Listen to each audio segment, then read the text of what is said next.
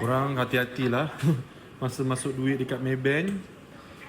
Pergi ke mesin, masuk Maybank, tiba-tiba dia blank. Tiba-tiba blank, sekarang duit aku dah kena telan dah ni. Tak buka-buka lagi mesin ni. So aku tak tahu aku dapat balik tak duit aku. So korang hati-hati. Tak tahulah sebab apa.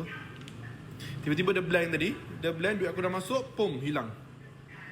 Tak confirm lagi duit aku masuk account bank apa semua, belum lagi. So sekarang dia jadi macam ni je sekarang. Aku tak tahu aku nak buat apa.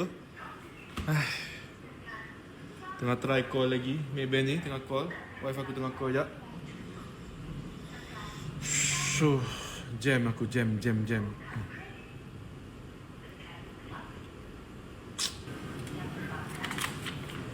Blank. Keluar blank ni. Aku tak tahu apa jadi lah ni. Duit aku tak dapat. Harap maaf. Terus jadi macam ni.